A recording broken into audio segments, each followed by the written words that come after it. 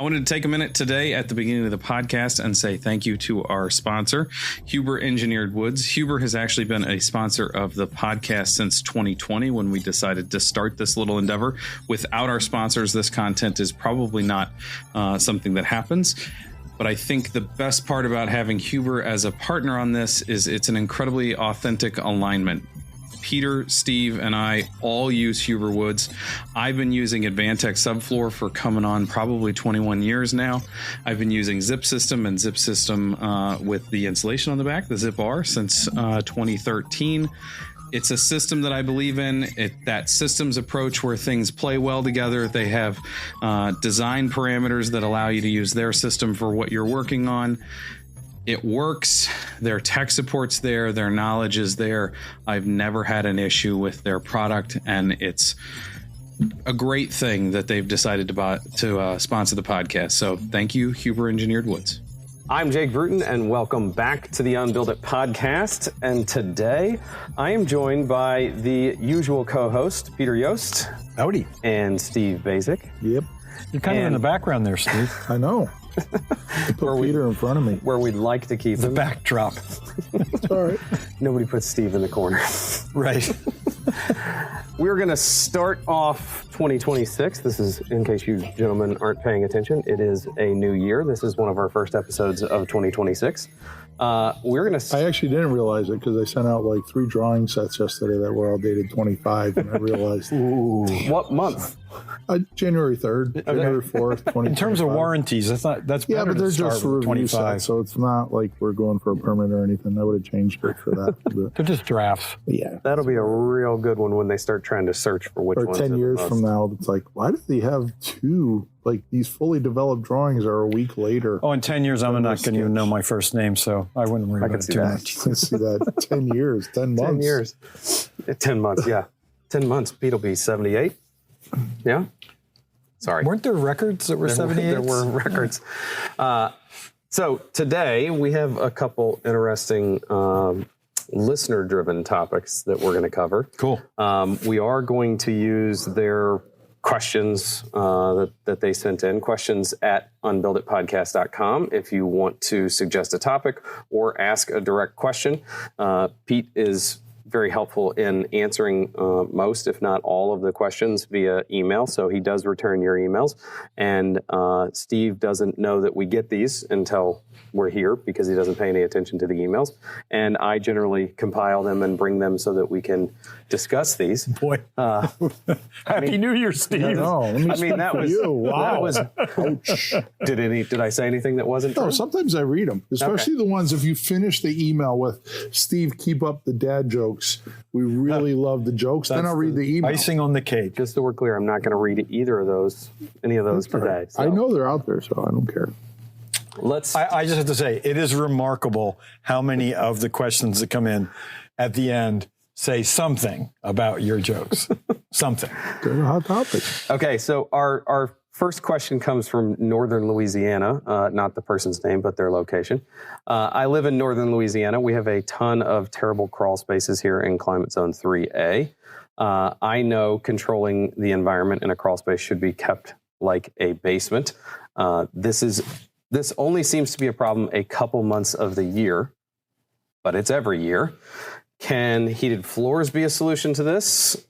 This particular house that this person's thinking about has continuous foundation walls, which is great for an actual crawl space, not just a mobile home on blocks, I'm assuming. He's continuous foundation walls. With a couple of small openings, I don't think dehumidification makes sense unless they are willing at a minimum to put a moisture barrier on top of the dirt and close up a crawl space. Thank you for reading this. The people before that lived in this house tried and time again had no luck. So do we want to start by defining what is a crawl space? Or how about what the question is? Well, they're trying to get at what's the right way to encapsulate this crawl space or control the environment in this crawl space. So, what I like about the way this is developing is that it sounds a little confused, but don't we call crawl spaces confused spaces? You do. I think a lot of the industry does. I don't think on any of our projects they are. Exactly. But it's pretty easy for that space not to know whether it's inside the building or outside the building or somewhere in between. Yeah. So how would we define a crawl space? Do we want to start there? Like, when does it become a crawl space? I'd like to start with the history of crawl spaces because I'm an old guy. And my understanding is that the crawl spaces started by being buildings on piers, and then they skirted them for aesthetic reasons. And now all of a sudden they had this space that was under there that was not part of the foundation, but that's the original. The original crawl spaces were simply wrapped pier foundations.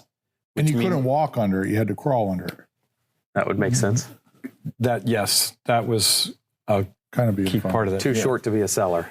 Yeah. So interesting how they started out their evolution, which is before they put up the skirting, they were totally outside, right? But as soon as you close them in, even if not too well, now you got this little environment in there that's cooking.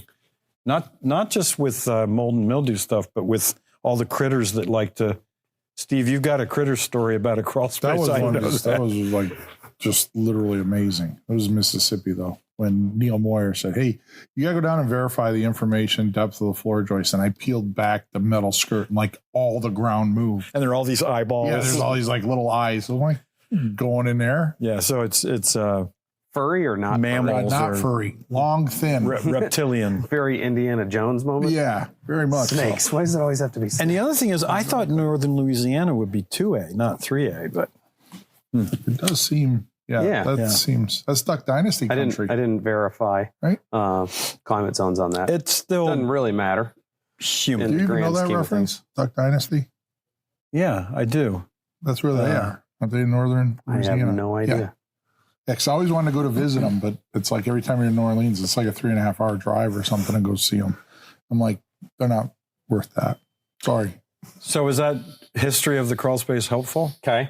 So if this is that, I mean, basically it sounds like this is that. Yeah. But you know what though? Okay, I'm going to challenge it. I'm putting my challenge coin on the table.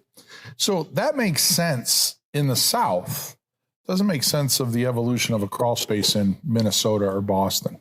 But they didn't build houses like that in Minnesota or Boston. No, but if you go into, if you like, I could take you into a number of like 200-year-old, look at the barn, Betsy and Joe's barn. That's not a basement, right? It's a crawl space. Like right. You can't stand up. So and that's how they built them. This is really interesting because I think it's the difference between that type of crawl space in more northern locations is a short rubble foundation. Or a short basement, yeah. Yeah, they didn't whereas want to live in it, but they needed to put a foundation. My understanding is that maybe it's regionally developed, that in the South and Mid-Atlantic region, they were homes that were on piers or stilts and enclosed, whereas further north, there was a lot of rubble foundations that were just a little bit above grade or a mixture of above and below grade. So could be a regional thing. We have extreme cases too in New England. Like literally, we worked on a house, I don't know, probably like 8 or 10 years ago, where when we took off the floor sheathing, the floor joists were probably about 10 inches above the ground. Yeah. And so they're just trying to get it out of the dirt at that point. They're not necessarily trying to create a crawl space. They're just trying to keep it out of the dirt, which makes perfect sense. And then there was some transition to poured foundations that were just short. And that's what we think of today as the crawl space. But that's not how they started, as cast concrete foundations. All right. And so even especially in the South, not necessarily in the North, in the South, the traditional way of looking at this is openings on both ends. Mm-hmm. Keep it open all summer. Let air move through there. Close it up in the winter. Try to get it a little bit more warm in the season that you might want to keep your windows closed. You close the foundation. At the beginning of my career, even in 4A, we did the same thing. Yeah. And we even had foundation vents that had the little thermostatic coil where they open and close themselves, which we had our concrete supply house in our market like 3 years ago send us an invoice for some. And I was like, this isn't ours. And they're like, well, they're on your account. You guys ordered them. And I was like, I haven't done a vented crawl space in 20 years. They're not mine. I didn't order them. They were like, somebody in your company did. And I was like, I'm not paying you for them. If you are going to try to charge me for this, I'll cancel my account.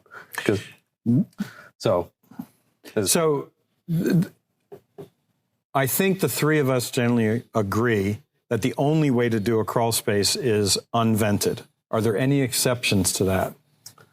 I think you could make the argument that if it's totally excluded. If you're in a floodplain, like you have to have those vents and stuff, that's like a no-go. I think one of the things I want to throw out there is I think it's extremely naive to think that just because you cut a hole in a wall, it's a vent. Well, I was going to say, I've tested airflow. But the architect drew the arrows on the... Yeah, exactly. Well, yeah. And wrote air. I have tested the air movement in crawl spaces, and with a 20-mile-per-hour wind, there's almost nothing happening down there. Yeah. So that's part of the problem, is it's not really vented. It certainly isn't vented continuously. There may be some conditions where it's vented. But we think because we put a hole in something that it's vented. And the number of times those vents get closed and opened and left closed, or opened and left opened. Yeah. So that's part of the other problem is that, and it is funny, the code still has rules for what kind of vent ratio, which is kind of silly because you just don't get. Yeah. And so why do vented attics work and not crawl spaces? Well, part of it is if you're 30 feet up in the air and it's more open, you have a lot more air movement there than you do, 6 inches above grade. Bushes. Well, you have the displacement of the vents. And stack. Well, that's what I'm saying, right? Because the incoming and the exhaust are displaced vertically. In a crawl space, they're not. They're the same elevation typically. Well, and that's part of it is if the gable vents, if they're only relying upon wind and you don't have any stack effect that's part of that, then, they're a lot less effective. I wonder how it would work. What if you built a house and you put the vents down the wall like it was, and then through the ranch house, you put in 4-inch PVC pipes that went through the roof that connected to the crawl space. Like you radon vented your crawl space? Yeah, but you cut it, but you don't connect. You just connect the pipe to the crawl space. Would that work? You basically put in 4-inch chimneys. Sure it would.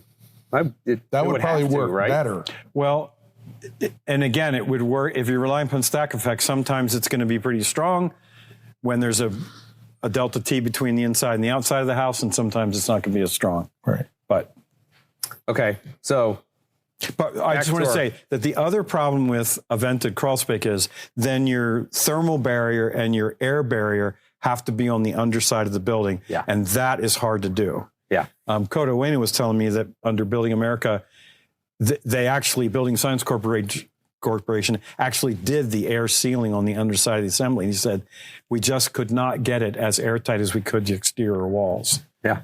So Steve and I have done it a couple times where I think you would say we have the lack of the skirting. We've done elevated buildings like Hilltop or the Corey Heights project where the building's on stilts per se.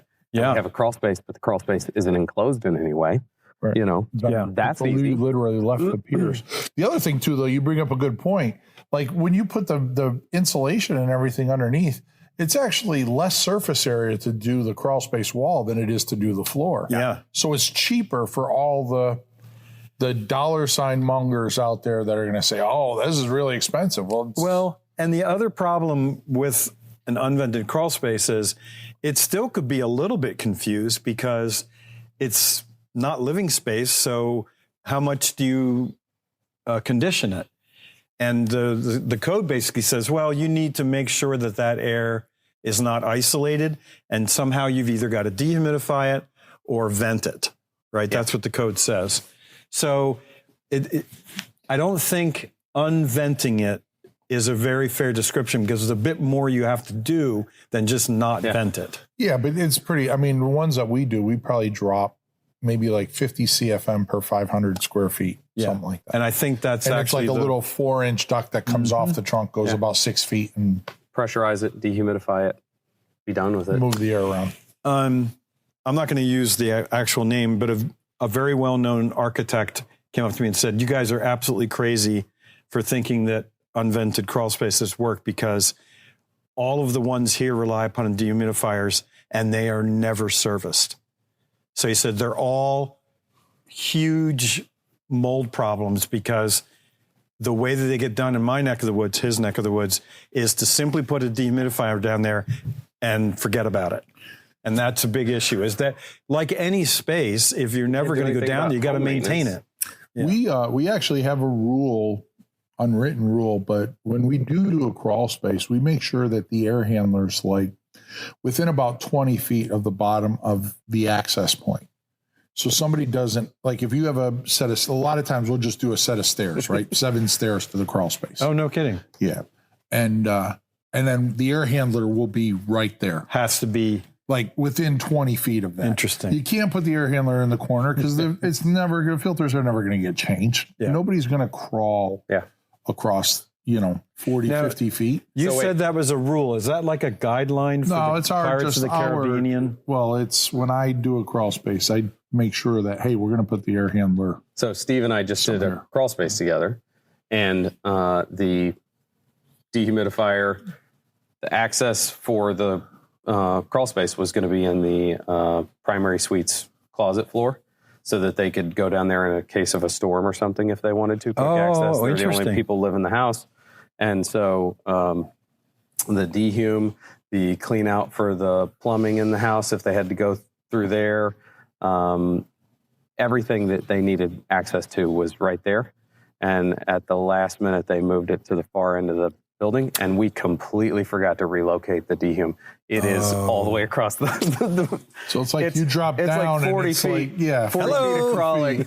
And it never even crossed my mind until we were doing like turnover with the client, and we went down there so that I could show him the controls on it. And I went, Finley, sorry about this. I just now realized that we did this. And he was like, I'm not worried about it. He's like, I'll come down here and maintain it. I want my house to live. Do you guys have a minimum crawl space height that you'll do? I don't go under 36 inches of clear. Yeah, 36 inches. You definitely can't. Believe it or not, I've crawled around some where the bottom of the beam was at about 24 inches. And that 24 inches, like you can't roll over, or that's about the end of the ability to roll over. And I would think that if you were doing a 24-incher, you'd put in a rat slab so you could put down a mechanic's dolly, a creeper to get around, because that is painful. Yeah. I have had a couple of projects where the clearance between the floor frame and the dirt below it was 10 inches. And you basically tell the folks the only way to do this is to pull up the floor. Yeah.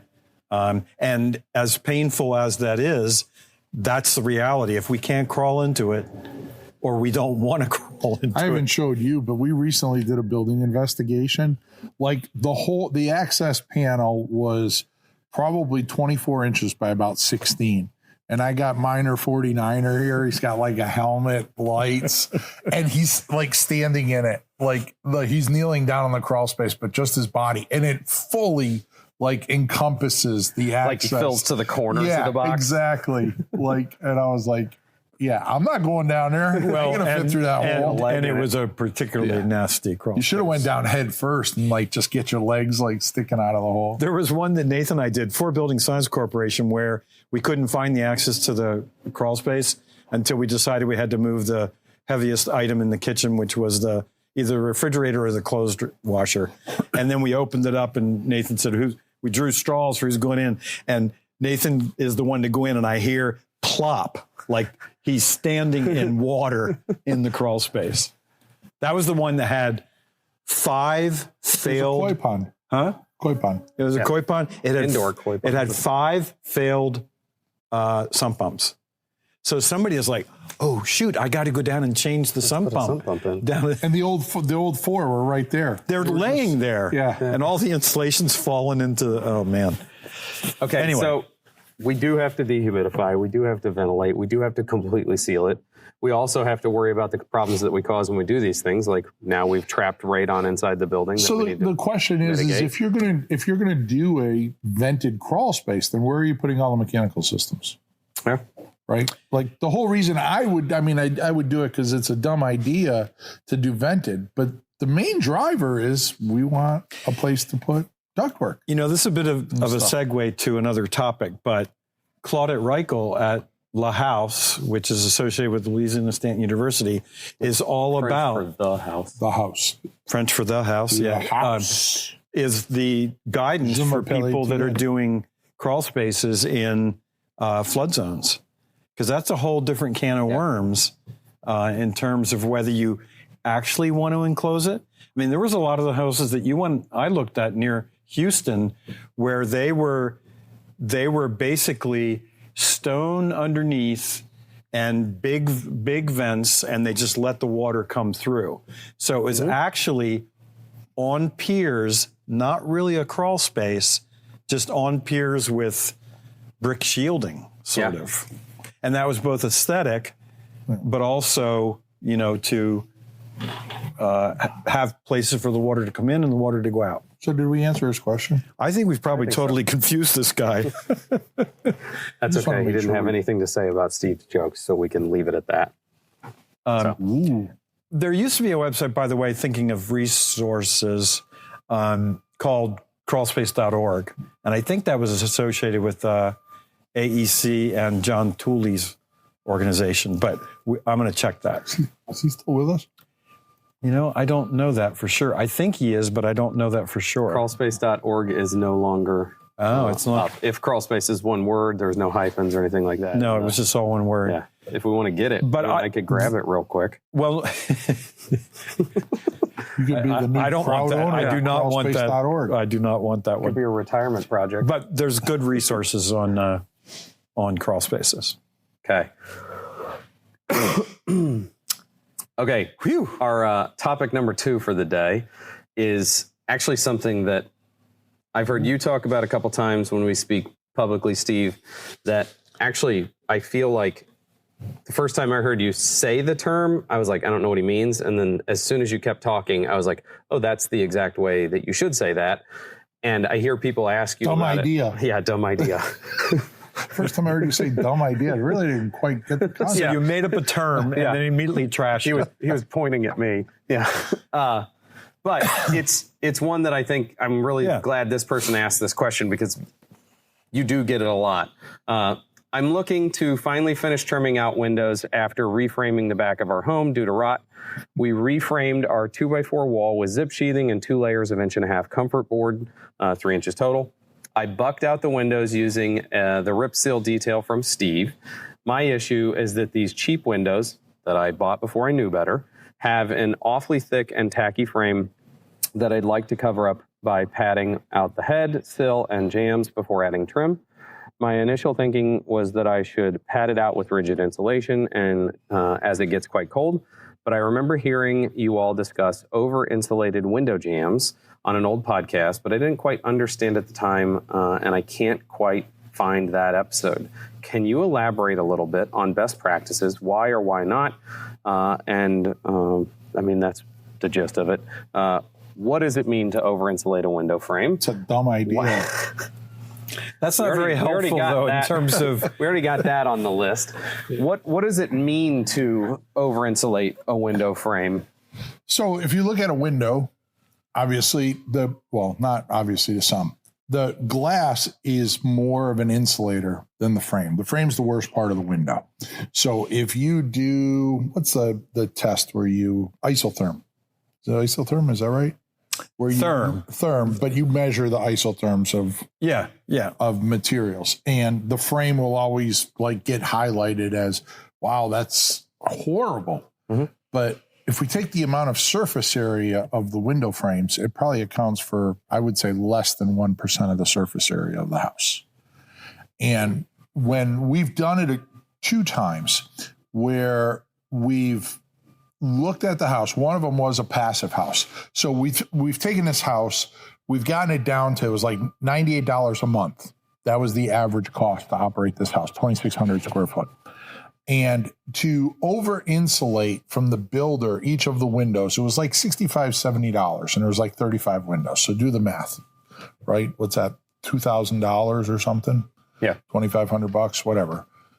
The savings to over-insulate the windows was like $8 a year on savings. So it's like we're going to spend $2,500 to get 8 year back. And I'm not an ROI guy by any means. Well, let's talk comfort on that return. Is there any noticeable comfort return on insulating those window frames? I think if you get extremely cold, like if you go to Alaska, I mean, if you get somewhere where you're probably above 8,000 heating degree days, then I think you can make an argument for it. Well, so that there's you're reducing your condensation risk. That's the third issue, which is that it's the condensation and it's all of that. But there's ways to do that too. I mean, Macrowind can build a wood frame and insert cork in the middle and thermally break the window. And window manufacturers are constantly, you're right, there's always the weakest part of the performance of the window because it's the glass, it's the spacers, and the frame. And then there's the air tightness. And so they're constantly trying to decide, well, which one do we go after now because we've done a better job, say, on the glazing. So I have never been in a building that has condensation on the glass and condensation on the frame. So, the frame does perform pretty poorly, but the glass is the weakest performer, because that's where the condensation is occurring. Usually happens. And another thing is, the person I think who made over-insulation famous is a guy named Thorsten Schlupp. And I didn't make that name up, although Jake thinks that I did. But he's a builder and a researcher in Alaska. And from his perspective, at greater than 8,000 heating degree days, he could not get windows that the frames performed sort of equivalent to the spacers and to the glass. I think that we're beyond that today with some of the windows you can get out of your. I would agree. And this guy has lousy windows. So I think to invest in over-insulation when you have a poor window, you're kind of going after something that's not driving the performance of your window. It's a dumb idea. And our industry loves to celebrate dumb ideas, right? Because I sat in on one of those, it wasn't a BS and beer. I was going to say one of those Thursday night things. So it was not a BS and beer. But it was another thing where people were talking about, the architect was talking about it. And they talked about over-insulating the frames. And they got water in between the over-insulation and the frame. It was basically pooling up there. So then they talked about the solution was to drill holes through the insulation to drain the water. And I'm sitting here going, there's 300 people viewing this, and the majority of them are, well, what a great idea. No, what do you, no, drilling a hole through to solve a dumb idea. That's a dumber idea. Well, and there is a bit of a connection here to thermal buck, which is thermal buck system came about. I wondered if it was going to come up. I can't talk about that without. So paint. You brought up the glass versus frame. Right. When we talked to the guy, his comment to when I talked to somebody from Thermal Buck, they told me that the origination was they saw condensation on the framing. And I said, you are FOS, my friend. Because if you're going to get condensation, it's going to be on the glass first. Yeah. That is where you're going to see it. And we don't know what kind of humidity control was going on in that house. There's a whole bunch of things that you don't know. But when I wrote a blog about this for Green Building Advisor, my main concern was that you may be doing a really good job of increasing the insulative value of the frame, but I don't necessarily agree with the way that you've now water managed the window. Hey, face sealed everything. Face sealed and mitered joints that are covered with a sealant. So, he and I, the owner inventor, that's gone back many times talking about this. But I think we're still at the point where he didn't know we knew the guy that made the foam for the Thermal Buck. So he was telling us one thing, and the guy that actually made the foam was telling us a slightly different story. Another back door. Yes, but it's a small. So I got another one for you then. When we're talking about over-insulating the window frames, if you were going to buy new windows, a couple weeks ago, I was in Colby, Kansas, Western Kansas, at Advantage Architectural Woodworks. Bob Holloway. They make really high performance triple glaze stuff in the US. They have a product called SmartWin that is a wood frame window that has insulation on the exterior side, and you're just supposed to tape over the insulation and then put your trim on. I mean, if it's built into the frame, it's probably. I mean, so there's that is UPVC, over-insulated without causing those problems. Right. Well, the Schuco aluminum frames have insulation inside. They have the thermal break. I think and I'm going to see if I can speak for Steve, which that's a rule for me, never to do that. Go ahead. I think it's when we try to add it on to the outside, which is a bit of a kludge, as opposed to it being a component that increases the performance of the overall window. Yeah. I think that's But if we get back to the basic premise of we did this house where we were sub $100 a month. I mean, that's a house anybody in America would want. Yeah. For 2,600 square feet, right? I don't know. What's it look like? Well, it was very nice. Why? It was very nice. Why would we take my word for it? Why would we chase after that?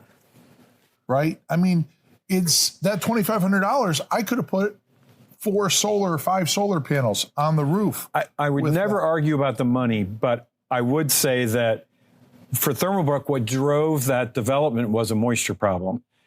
He was not trying to save the money associated with lack of over-insulation for the window jambs. Yeah, see, I don't. It was moisture.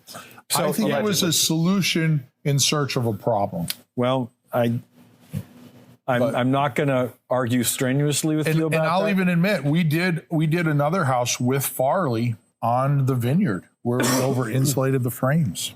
And we had that water buildup problem. He had to go there and rip off all of the over-insulation and redo the trim. And after that, I said, I will never over-insulate a frame. And when you over-insulated with rigid insulation, what type did you use? Just curious. In that case, it was probably XPS. XPS. And then did you do trim over it, window trim over it? It's a pain. I imagine that would be pretty painful. So many pieces. And that's why I was like, I think the $60 a window it's probably $100 a window if we were to do it today. Are we on the verge? It was $150 a window. Are we on the verge of over-discussing over-insulation?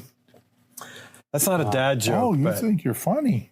Well, I wasn't sure that you had a humor at the end. I got a lot of. I'm not sure he has. No.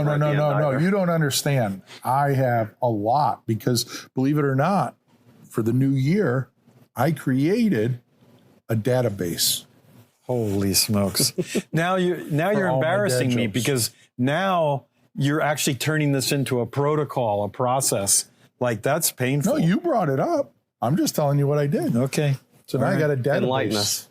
That's a database. Okay. That's what for my dad jokes. Okay. Now that I like. That's as far as he's going. I love playing on words. A database. Write that down. Write that down. Database. How are you spelling? Writing it down. DADA. Okay. Dada. Database. Okay. That's it's actually dad space a base, but fine. You cannot edit me, buddy. Yeah, that's right. Yeah. I don't try. Gentlemen, thank you for joining me today. Any last words, Steve? I'm actually pretty amazed I stayed pretty level-headed on the over-insulation of the frames. I knew that he'd get fired up on that one. Yeah, I've heard him lay into people on that one. Have we completely eliminated Thermalbeck ever being a sponsor of the podcast? It's not even. It's the fact that our building industry has people that build stuff, people that design stuff, and people that offer information to the two previous. You know what? I'm going to leave it at that because I think we could do a whole segment on that. Okay. So, and on that topic, you didn't mention that the last stage of the home is operating it. I think that's where there's a huge disconnect. And then there's somebody that's going to use it. Yep. And does that tie back? It has to the because other three people. A lot of my work is because people don't know how to operate their own home. And there's the fifth category of there's the people that make stuff. And if you want over-insulated windows, beat up the window manufacturers and have them figure it out because it should come with insulation. I just have this picture in my head of beating up the window manufacturer. Hey, get over here. Okay. Do a jam. If you would like to... It's a jab. Oh, yeah, jam. Do a jam. Pete hasn't watched boxing in quite some time. Wow. He only, yeah, Put them up. apparently only watches cartoon boxing too. That was Wizard of Oz. That's the Cowardly Lion. You don't even know the reference. Until next time, if you would like to ask a question or send a topic suggestion, questions at Unbuild It Podcast, and have a good day. See ya. Bye-bye.